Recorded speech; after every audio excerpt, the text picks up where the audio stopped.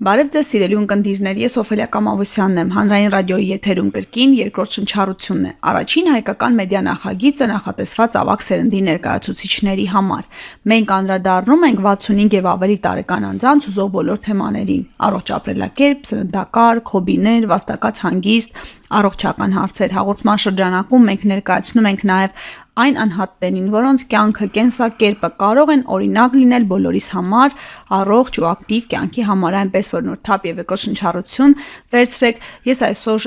հանդիպել եմ Տիկին Սուսաննայի հետ, նա Հայաստանի Հանրապետության վաստակավոր մանկավարժ է։ Եթե թույլ տաք, ես կասեմ իմ ավագ բարեկամը,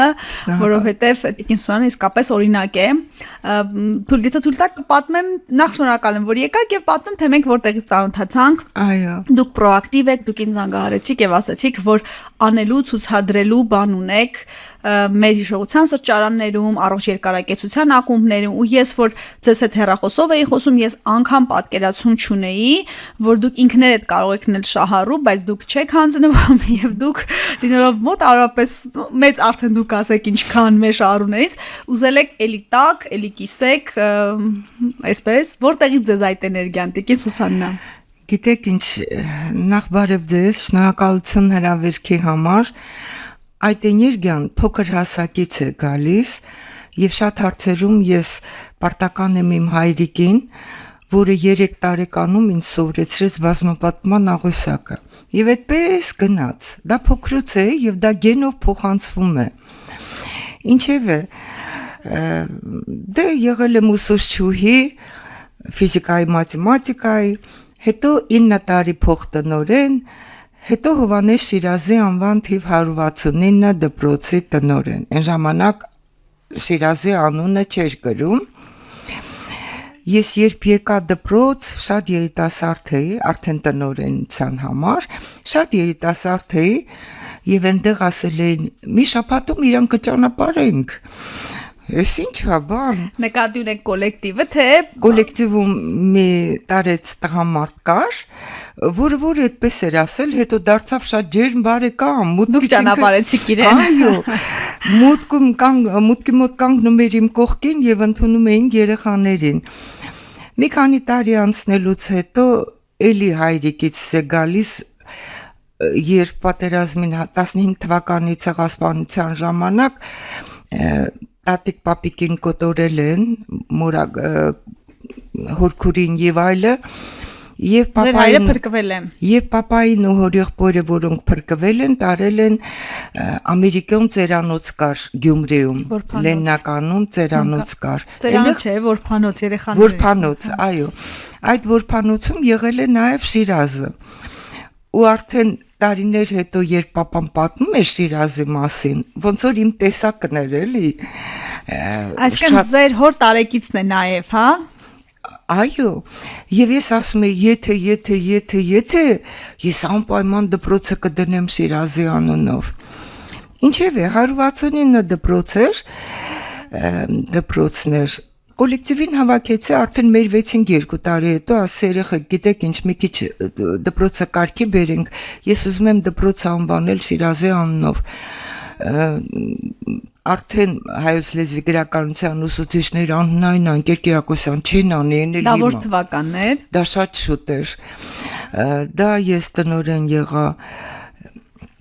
85 թվականից, 86-87 թվականներն էին։ Այո։ Համբարձում Գալստյանն էր Քաղսովետի նախագահան, ես գնացի իր մոտ, ասի դպրոցը ուզում եմ անվանակոչեմ Շիրազի անունով, ինչ Շիրազ աղջիկ ջան, ինչ բան, ինձ էլ կբռնեն, քեզ էլ կբռնեն, գործ չունես։ Վերջը, ասի թույլ տվեք իմ պատասխանատվությամբ դպրոցը անվանակոչեմ։ Ես տեղյակ չեմ, գնա ինչ ուզում եք, գնացեք ինչ ուզում եք, արեք։ Դե եկանք անվանակոչեցինք Շիրազի անվամբ, Շիրազի երեխաները բոլորը ոնց որ մեր դպրոցի անդամները լինեին։ Արան, Սիփանը, Վանանդը, աղջիկները, արդեն ոնց որ ընտանիք։ Եվ այդպես սկսեցինք մեր գործունեությունը։ Քանի տարի եք աշխատել դպրոցում, Տիկին Սուսաննա։ 28 տարի եղել եմ այդ դպրոցի տնօրենը։ Իսկ հետո արդեն էլի շարունակեցիք որպես մանկավարժ։ Ոչ, գիտեք ինչ, դպրոցը ոնց որ իմ երկրորդ ընտանիքն էր։ ես շատ կապված էի դպրոցի հետ։ Եվ ասեմ ձեզ, մի տարի դեռ կար թոշակի անցնելու,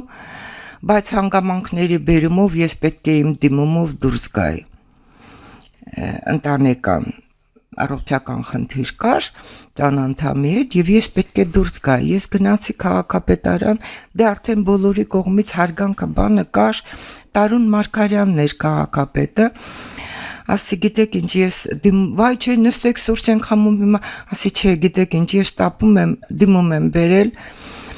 որ ազատվեմ, ինչ, ասի պետք է ազատվեմ, ես գիտեմ պրոբլեմը ինչումն է, դուք որ դպրոց չգաք էլ նենց լավ հիմքեր եք դրել, որ բոլորը կաշխատեն, ես կլինեն, ասի չէ ես այդպես չեմ կարող, իմ էության մեջ ինձանից դա հեռու բան է, ես չեմ կարող այդպես վարվել։ Հետո դպրոց ամենօրյա հոգացություն ու շարժություն է սիրում եւ պահանջում։ Ես ասում եմ նա իմ երկրորդ ընտանիքն էր, լույս տվողն էր։ Վերջը Իհարկե դպրոցի համար շատ մեծ աշխատանքներ է կատարել նաև իմ ամուսինը երկրաշարժի տարիներին, բարեգործական աշխատանքներ։ Եվ այնուամենայնիվ դու մտվեցի, դուրս եկա, նստեցի տաքսի մեջ երեխայի նման լաց էի լինում, երեխայի նման, բայց դեռ չէի պատկերացնում ինչ եմ արել։ Շատ դժվար էր, պատկերացնում եք այդքան տարի հետո ամբողջ որ գումար ես իրար 50 տարի հետո դու քո դիմումով դուրս ես գալի, բայց եւ այնպես։ Ոնց հավաքեցիք ձեզ, ինչով զբաղվեցիք, ոնց լցրեցիք ձեզ եւ ոնց այդ էներգիան որ շատ էր։ Գիտեք ինչ, ես չգիտեմ ասեմ թե ոչ։ Ամեն ինչ ասեք այն աստիճան որ փոշմանեք հետո թեկի։ Ես շատ եմ նո մեր ընտանիքում իսկական սեր է եղել էլի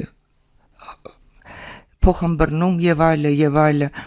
ու ինձ համար իմ ամուսինը ոչ միայն ամուսին, այլ շատ թանկ մարդ էր։ Ես չէի պատկերացնում կյանքս առանց իրա։ Ու բնականաբար ես պիտի գնայի այդ քայլին, ցանկացած հայկին,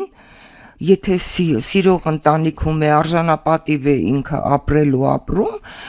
նա այդ քայլին պիտի գնար։ Ես եկա տուն բուժքրոցի ճանապարհեցինք, որը խնամում էր ամուսնուս, ասեց լաց է եղել։ Ասեցի, լավ, կպատմեմ, հաց տամ նոր, չէ, ինչ ես լաց եղել, դպրոցում ա բան եղել, ասի չէ, դպրոցում ամեն ինչ նորմալ ա, վաղվանից ես եմ քեզ խնամելու, ասեց, ինչ, ասի վաղվանից աշխատանքի չեմ գնալու, քաղաքապետարանից եմ գալիս, եւ ազատման դիմում գրեցի, մեկը գլուխը բարձրացրեց, այսպես, ասեց, գիտես ինչ ես արել, քեզ ճանաչելու քո օրգանիզմի անգամ բջիջները դու քո մահախոսականն ես ստորագրել։ Իմանալով որ ակտիվ եք հասարակական կյանքում։ Ասի չէ դու ինձ համար ավելի թանկ ես, ինչ որ արել եմ այս տարիներին եւ դու էլ տարիներ շարունակ կողքիս ես եղել։ Դա ասի լրի բավարար է։ Այդպես։ Քանի տարի խնամեցիք ձեր ամուսնուն։ Համե։ Քանի տարի խնամեցիք ձեր ամուսնուն։ Քանի տարի խնամեցի, մի տարի ու կես, եւ հետո էլ ես զգում էի, որ ճիշտ քայլ եմ արել, թեև դպրոցը անընդհատ ոնց որ բան լիներ։ Իդեպ ասեմ, որ ամուսնուս մահից հետո ես չեմ վերադարձել դպրոց, մտածված չեմ վերադարձել, անգամ որպես տեսնելու հրավիրում էին միջոցառումների, ես չէի կարող գնալ։ Եթե գնայի, ես պիտի մոռացության տայի։ Ինչով լցրեցիք ձեր կյանքը, ինչպես փոխեցիք, երկրորդ շնչառություն վերցրեցիք, ինչպես ես հասկանում եմ։ Դպրոցը անդադ ինչ էլ որ ես անեի, դպրոցը իմ մտքի մեջ էր, որտեվ գիտեք ինչ, նա իմ ընտանիքն էր, երկրորդ ընտանիքը։ Եվ այդ ուսուցիչները, մենք այնքան հարազատություն կար ուսուցիչների, դպրոցի, աշակերտների միջև, մուտքի դրան պահակից սկսած, դռնապահից սկսած, դա մեկ այլ աշխարհ էր, էլի։ Ինչպես սկսեցի։ Մի քանի տարի տանջվելուց հետո որոշեցի, որ ես պիտի անպայման մի բանով զբաղվեմ, որովհետև իմ տեսակը չէր կարող բան լինել։ Եվ հասարակական կազմակերպություն բացեցինք, որպես մայր, որպես տատիկ, տիկնայք մեծ ընտան հայոց։ Պետրեգիստրում բան արեցինք, գրանցվեցինք, թույլ տվեցին, Ներկայացրեցինք ծրագիրը, հիմնականում զբաղվում ենք կրթական, մշակութային, առողջապահական հարցերով, անարդարությունների դեմ եւ երկրում տիրող այդ իրավիճակները քննարկելով։ Այսինքն հոգեվոր, մշակութային հարցեր ենք քննարկում, շատ հյուրեր ենք հրավիրում ենք նաեւ եւ այդ թվում ոնց կարող էինք մենք կին լինել, մայր լինել եւ ցայցելել հիշողության սրճարան։ Նախ ես ուզում եմ ներկայացնեմ Տիկնայք Մեծընտան հայոց հասարակական կազմակերպության անդամներին, Ռոլետա Բադասյան, համահիմնադիրներն են Սիլվատեղ Ղազարյան, Ամերիկայի Միացյալ Նահանգներում ապրում է Անահիտ Այվազյանը, որը հաճախ գալիս է։ Իդեպ միջանկյալ ասեմ, քանի որ պետության կողմից մենք առայժմ չենք ֆինանսավորվում, արդեն տարիներ շարունակ աշխատում ենք, Անահիտը այնտեղից մեզ մի քիչ որ կարողանաք ձեր գործունեությունը ծավալել։ Չէ, ոչինչ։ Չէ, աննշան տենց օգնում է, որ կարողանանք գործունեություն ծավալենք, բայց ինքը հաճախակի գալիս է։ Մեր անդամներն են եւ Դոնարա Մովսիսյան Քանի հոգի, քանի անդամ ունի այսօր ձեր միությունը։ Մենք 4 անդամներով ենք։ Ես նախագահն եմ, Անահիտը մեր համահիմնադիրներից է։ Հիմա ընդգրկում ենք խելացի, ակտիվ մշակութային գործիչներ, այնպիսի կանանց, որոնք մեր կողքին են։ Դրանցից են Դոնարա Մովսիսյանը, ինքը լավ բանաստեղծուհի է, շատ ակտիվ կին, այսինքն մաքուր հոգուտեր մարդիկ են էլի, բոլորն էլ, եւ ես շատ գոհ եմ իրենցից, բայց մենք ունենք նաեւ 2 տղամարդ, իրենք գրանցված չեն մեր կազմակերպության մեջ, բայց պարոն Չալիկյանը, Խաչիկ Չալիկյանը, աշխատում է մանկավարժական համալսարանում եւ իր հոգեվոր խորհուրդները մեզ ուժ է տալիս ստեղծագործելու արարելու։ Եվ Պետրոս Քացախյանը մեր նիստերին, միջոցառումներին հաճախ մենք իրենց էլ ենք հրավիրում, գալիս են, հետո վերջում ոնց որ մեր հոգևոր հայրն լինի, պարոն Չալիկյանը, մեզ գնահատում է, ապրեք լավ արեցիք, ապրեք ես, մենք էլ ոգևորվում ենք ու սկսում ենք ավելի ակտիվ աշխատել։ Տիկին Կիրակոսյան, չեք մտածել, որ կարող եք ձեր ջանքերը նաև մեկտեղել, գալ հիշողության սրճարաններ կամ առողջ երկարակեցության ակումբներ, դուք կարծես թե դուք ձեզ համար եք ստեղծել համախոհ մարդկանցով, այդպիսի մինչ այս ծրագրերը կարվեր, դուք ոնց որ կարծես թե ինքնակազմակերպվել եք ստեղծելով ձեզ համար ընկերություն, սոցիալական կապեր։ Գիտեք ինչ, բացարձակապես մտքովս չի անցել հետոյի մասին մտածել։ Հանգամանքները բերեցին այնտեղ, որ այո, հիշողության սրճարանը ինչ որ կերպ վերաբերվում է այն կանանց, որոնք մի քիչ արդեն մեծահասակ են լինում, բայց ամենևին դա ինձ չի բանարել։ Ինձ ավելի շատ հուզում էր մայրերի դերը երկրում, ինչպես են իրենք արարում, ինչպես են ապրում։ Մենք շատ հարցերով զբաղվեցինք, բայց եւս 2 հոգու նշեմ, ես ուզում եմ նշեմ ասմունքի վարպետ Այդա Կիրակոսյանին, դուք ծանոթ եք իրենց հետ, որ մշտական մեզ հետ գալիս է, եւ մեր սիրելի Դոնարա Հարությունյանին, Դոնարա Հարությունյանը ստեղծագործող է, նվագում է, երգում է, մի հոյակապ մարդիկ են, նրանք նույնպես ընդգրկված են մեր անդամներն են եւ սիրով գիտեմ, որ դուք ուրախություն եք բերում։ Այո, եւ սիրով գալիս են։ Մինչ ձեր սրճարանին մեր այցելությունը, ես ուզում եմ ասել վերջի տարիներին Արցախյան են շրջափակման օրերին ինչ հսկայական աշխատանք կատարեցինք մենք կանայքս։ Առաջին հերթին մենք այցելեցինք, թարգմանել տվեցինք բոլոր հզոր պետությունների դեսպանատների լեզուները։ Մեր կոչը եւ կոչ հորդոր դիմումը ամբողջ աշխարհին թարգմանել տվեցինք եւ այցելեցինք բոլոր դեսպանատներ ու 2 օրինակից էի պատրաստել, այդ սովորությունն է ինձ մոտ, երբ տալիս էինք այդ կոչը, ասենք Ամերիկայի դեսպանատանը կամ Ֆրանսիայի դեսպանատան, երկրորդ օրինակում գրում էի ստորագրեք այստեղ, որ մենք պատասխանի ենք սպասում։ այնքան հաճույքով էին ընդունում, երևի դա մեզանից էր փոխանցվում իրենց այդ ջերմությունը, այդ հայրենասիրությունը, այդ նվիրումը մեր արցախցի հայրենակիցներին։ Ինչևէ, եւ այդպես դերասանատներ Արամ առաջին կաթխիկ, ամենայն Արամ առաջին կաթխիկոսին գրեցինք, էլի խնդրում ենք միջամտել այն ժամանակ բաններ, Տրամպը չէր, Բայդենն էր, Բայդենին, որ Արցախի ժողովրդին հանգիստ թողնեն։ Հետո իմացանք, որ այնտեղ արդեն այնպես է ամեն ինչը սրվել, վատացել Արցախում, որ անգամ խանութներն են դատարկվել։ Կապի միջոցով իրենց հետ իմացա, որ մանկական սնունդն է վերջացել, այդ սնունդը տուփերով սենց գնեցինք, տարանք Կարմիր խաչ, ՅՈՒՆԵՍԿՕ-ի գրասենյակ։ Անտարբեր չեք ոչ մի բանի հանդեպ, որ չեմ կարող, ես այդ տեսակա, այդ տեսակ է, ու շուրջս այդպիսի մարդիկ են, որ մի բան ասում եմ, ծիծաղում են։ Վերջ, հետո գիտեք ինչ, երբ դա քեզ ապրեցնում է դա, երբ մի լավ բան ես անում, դու ապրում ես, ապրեցնող կոչ է, բան է դա, քայլեր են դրանք, դու դրանից բավականություն ու էներգիա ես ստանում։ Ինչևէ, մանկական սնունդ ուղարկեցինք այնտեղ, հետո երբ արդեն իրենք եկան Հայաստան, դեկտեմբեր ամսին,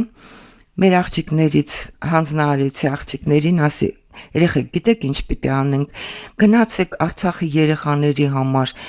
նվերներ գնեք, քաղցրավենիքներ գնեք, բան անեք, իրանց նոր տարին ամանորն ու Սուրբ Ծնունդը շնորհավորենք։ Արցախում մի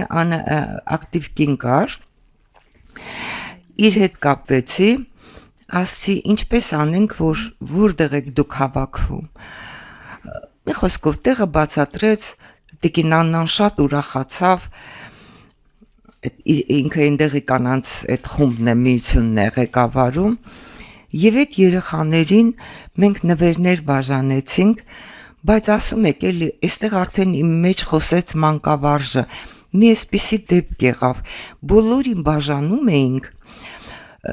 մայրերն էլ էին եկել, գրկած երեխաներին մայրերը վերցնում էին եւ բան էին անում, հյուրասիրվում էին, իսկ մի երևի 8 տարեկան, 7 տարեկան տղա եկավ մոտեցավ ինձ, որ նվերը ստանա, նվերը տվեցի, գնացել էր այն անկյունում կանգնել էր, ուշադիր ինձ էր նայում, ես ասի տեսնես այս երեխան, ինչի այսքան նայում, երբ արդեն նվերը մի քանի հատ էր մնացել, մեկ էլ մոտեցավ, 2 հատ էի տվել, ինքը ասեց եղբայր էլ ունեմ, իրեն եւ իր եղբոր համար, մոտեցավ ասեց գիտեք ինչ, Այս մեկը վերցրեք, որ բոլորին բավարարի, ես իմ բաժինը եղբորս հետ կկիսեմ, դուք չեք պատկերացնի ինչ կատարվեց ինձ հետ, ասի չէ բալիկ ջան, բոլորին կբավարարի, առողջություն քո եղբորը եւ երկուսն էլ տարձեր տուն, այդպես Հրաշալի։ Տիկին Սուսանա, դուք ասացիք, որ ձեր միությունում, ձեր կազմակերպությունում ընդգրկված են նաև ավագ սերնդի ներկայացուցիչներ, բոլորներ վաստակ ունեցող մարդիկ տարիքի հարցերին։ Ինչպես եք վերաբերում, քննարկումներ ունենում եք, այսպես ասած, հանձնվում եք թե չէ, որտեղ ճանապարհին դուք ասացիք, որ դուք մտադիր չեք հանձնվել ու դա շատ Գիտեք ինչ, դա նույնպես հայ կանայք հզոր են, իսկ հզոր կնոջ տեսակը պայքարել գիտի, մինչև վերջ պայքարել գիտի, շատ ներողություն եմ խնդրում մեր երիտասարդ սերնդից, բայց կարող է դու 45-50 տարեկան ես և արդեն սպառված ես, քեզ ոչինչ չի հետաքրքրում, բայց կարող է դու լինես 55 և ավել, 60 ավել, բայց դու ես էլ անեմ, ես էլ անեմ, ես էլ անեմ, և գիտեք ինչ, որպես գաղտնիք խոսքս ուղղում եմ մի քիչ տարեցներին, երբ դուք զբաղված եք լինում եւ մտածում եք ու ստեղծագործում եք, ձեր միտքը, ձեր ուղեղը թարմ է մնում, հիշողությունը նույնպես։ Մարմինն էլ ուժ է գտնում այդ ծրագրերը իրականացնելու։ Այո, այսինքն դուք պետք է մի բանը չավարտած, բա հիմա ինչ պիտի անեմ, բա հիմա ինչ պիտի անենք, երկրում ինչ տեղի է ունենում, դու պիտի գաս, հավաքես քո խմբին Եվ մեր տղամարդկանց հետ ու խորհրդակցելով որոշենք, եկեք հիմա այս բանն անենք, եկեք հիմա այս բանն անենք, դա չանել անհնարին է։ եւ երբ անում ես ուրի իրենց ժպիտները տեսնում ես, Կյանք է տալիս։ դու դրանից դա ապրեցնում է նաեւ քեզ։ Դուք հիշեք, երբ եկանք մենք ձեզ մոտ։ Դուք երևի այն ժամանակ մենք ծանոթացանք, բայց երևի չէիք սպասում, որ Ինձ պատմել են։ Այսպեսի չկա, դուք առաջի անգամ երբ եկել եք։ Չեմ եկել ու միշտ պատմել են, ամեն անգամ հիացական պատմություններ, թե ոնց եկաք, ոնց ուրախացրիք, ոնց մթնոլորտը փոխվեց, ես միշտ մտածել եմ, երևի երիտասարդ խումբ է ու զարմանս ինձ դուք բոլորից էլ Մի քանի անգամ ենք եղել։ Առաջի անգամ երբ մենք եկանք մեր կանանց խմբով եկանք, վերջում ես պետք է ամփոփեի։ Նախ շատ մեծ երջանկություն, բոլոր ներկա տատիկ պապիկները շատ կային։ Բոլորը այնքան էին ժպտում ու այնքան երջանիկ էինք, ու այդ պահին դու մտածում ես, որ գիտես ինձ իրենց երջանկացնելով դու էլ ես երջանկանում։ Ամփոփման ժամանակ նայեցի մի ծեր պապիկ կար, ու ինքս ինձ հարց եմ տալի, ասեմ, ախր դու ճանաչում ես իրեն, դու տեսել ես, բայց որտեղ, չեմ հիշում։ Երբ ամփոփումս վերջացրեցի, ասի, ներողություն, մի բան կարելի է ձեզ հարցնել։ Ինքը այսպես զարմացած ինձ նայեց, ասեց, այո, ասի, ձեր անունը ինչ է։ Ասեց Յուրա։ Հենց ասեց Յուրա, գիտեք ինչ դա անցել էր մոտավորապես 40 տարի։ Ասեցի ոնց թե դուք իմ տղայի ջութակի ուսուցիչն եք եղել։ Ասեց անունն ինչ էր։ Ասացի Կարեն։ Ասեց հա, այն որ կոտրում էր ջութակը։ Արդեն եկել 4-րդ դասարան էր հասել։ Իմ աղջիկը գնում էր դաշնամուրի, տղան ջութակի։ Ես մտածում էի ոչ թե որ իրենք հետագայում շարունակեն, այլ որ իրենց հոգու համար իրենց է պետք դա։ Այո, եւ 4-րդ դասարանում, երբ ես այդ ջութակը տանում եմ վերանորոգողի մոտ, մի քանի անգամ տանելուց հետո ասեց աղջիկ, ես էլ դե շատ երիտասարդ էի, ասեց աղջիկ ջան, գիտես ինչ, այդ ոչ թե ես եմ վատ ամրացնում, այլ քո տղայից է, ինքն է անում։ Ասի գիտեք ինչ չի կարող պատահի։ Ասեց այո, գնա եւ հարցրու։ Եկանք տուն, ասացի կանգնի ես անկյունում ու հիմա ինչ հարց տամ պետք է ճիշտ պատասխանես։ Ասեց, ասա մամա, բայց չէր մտածում ինչ պետք է ասեմ։ Ասացի, դու ես ջութակը կոտրում, չես ուզում գնալ։ Ասեց, հա մամ, ես եմ անում։ Չեմ ուզում գնամ, ասի 4-րդ դասարան ես հասել, մնացել է ընդամենը 3 տարի։ Մամ, չեմ ուզում, ասի չես ուզում, ուրեմն վաղվանից չես գնա։ Բայց ջութակը մի կոտրի։ Եվ այդ ջութակը, երբ այդտեղ Յուրային հանդիպեցինք,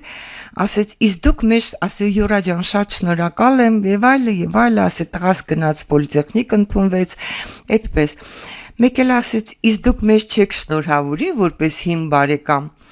Ասացի, ինչը պետք է շնորհավորեմ, ասեց, այս կողքիս կնոջ հետ նոր ենք ամուսնացել։ Հիշողության սրճարանում երկուսն էլ մենակ են եղել, միայնակ սիրահարվել են եւ ամուսնացել են։ Հետո երբ իրենք վերկացան ամուսին ու կին զույգով ապրելու, ես նայում էի իրենց եւ բավականություն աղջիկներիս հետ միասին բավականություն էինք ստանում, ծափահարում էինք, որ երջանկացրել ենք այս զույգին։ Եվ այդտեղ ցանկացած փուլում, ցանկացած տարիքում։ Այո, եւ այդտեղ շատ մեծ էր Գոհարի երգը, նվագը ու Այդայի ասմունքը։ Իդեպ ասեմ, որ իրանք արդեն մեր տիկնայք մեծ ընտան հայոց կազմակերպության անդամներն են։ Հրաշալի։ Տիկին Տիկին Սուսաննա, ինձ թվում է, թե դուք տարիքի թեման շրջանցում եք, ձեր տարիքի թաքցնում եք, ինչ շատ հաճախ հաղորդման մեկնաբանություններում մարդիկ ասում են, որ ես իրավունք չունեմ տարիքը հարցնել, բայց ես միշտ խաղարկում եմ այս թեման, դուք ուզում եք ձեր տարիքն ասել, թե չէ, թե թողնենք որպես մարդիկ գուշակեն։ Չէ, գիտեք ինչ, ես կարող եմ այսպես ասել, ուղղված բոլոր մարդկանց, տարիքը կապված է էներգիայի հետ։ Երբ դու ծախսում ես էներգիա, երբ կատարում ես դու բարի գործեր, ինչպիսի տարիքում էլ որ դու լինես, դու չես ծերանում, մնում ես երիտասարդ։ Կարող է դեմքին ծալքեր առաջանան եւ այլը, բայց այն աչքերի արտահայտությունը, դեմքի ժպիտը, բանը, այդ բոլորը քեզ երիտասարդ է պահում։ 18, 20, 25 տարեկան? Չէ, ինչքան է պահում երիտասարդ։ Անverջ, քանի դեռ գործում ես։ Անverջ, հարատև, մինչև որ մեր Տեր Աստվածը կկամենա Հրաշալի ասած, թվերը կապ չունեն։ Այո, տարեթիվը կապ չունի։ Դա քո ներքի էներգիան է, եւ ինչքան այդ էներգիան տալիս ես, այնքան ստանում ես, վերևից ես ստանում, որովհետեւ մեր բոլոր արարքների համար մենք Աստծուն ենք պարտական, նա է մեզ էներգիա տալի, նա է մեզ բարի գործերի ուղղում, եւ երբ մենք վատ բան ենք անում, մենք անպայման, ասենք թե մարդ ես էլի, ինչ որ այսօր սխալվել ես, անպայման պետք է ներողություն խնդրենք։ Ձեր թույլտվությամբ ես ուզում եմ երկու բան անել։ Վազգեն առաջին Կաթխիկոսը ասում էր. բոլոր մայրերը կույս են, որ հայրը չի բացականչում հրաշք իր նորածին երեխային տեսնելիս, մի պահ չի տեսնում իր կնոջ մեջ Սուրբ Կույս Մարիամի պատկերը։ Մայրության միջոցով կինը բարձրանում է մարմնական վիճակից վեր եւ պսակվում ծննդյան հրաշքի լույսով։ Ահա մայրության մասին հիմնարար հոգևոր ճշմարտությունը, որը մեր կարծիքով պետք է ծառայի որպես ընտանիքի եւ ընտանեկան կյանքի մասին մեր բոլոր մտքերի հիմքը։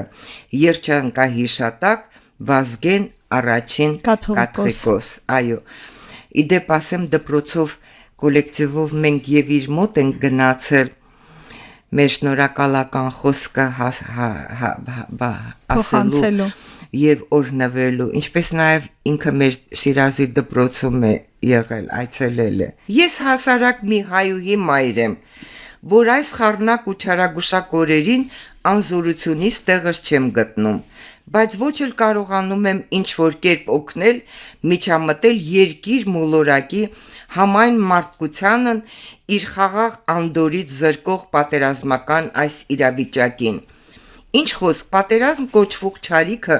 բոլոր ժամանակներում էլ գաղտագողի հետաբնտել ու մինչև օրս էլ շարունակում է տարբեր նկատառումներով ու մոլուցքներով հետաբնդել համայն մարդկությանը, ահ ու սարսափի մեջ պահելով նրան, բայց ուրիշ է այսօրվա պատերազմը։ Ակամայից հիշեցի Ալբերտ Էյնշտեյնի մեծ ճշմարտություն պարունակող ցավագին մտավախությունը։ Ես չգիտեմ ինչպիսին կլինի երրորդ համաշխարհային պատերազմը, բայց չորրորդի ժամանակ մարդիկ կկռվեն քարերով եւ փայտե մահակներով։ Ավաղ անհերքելի է նրա սրտացավ մտատանջությունը։ Աշխարհը մեկն է, ուր չարն ու բարին կողքի են ապրում, բայց իրար չեն հասկանում ու չեն հանդուրժում։ Մեկն արարում է, բարին է սերմանում, մյուսը չարության որումով քանդում ավերում է։ Պատերազմ սանձարձում են բարբարոսները, եւ ուզենք թե չուզենք, աշխարհն անհնազանդ է, իսկ մարդիկ ընչաքաղց, անկուշտ, ուրիշինը զավթելու անհանդուգն ախորժակով։ Միշտ էլ կգտնվեն առիթներ ու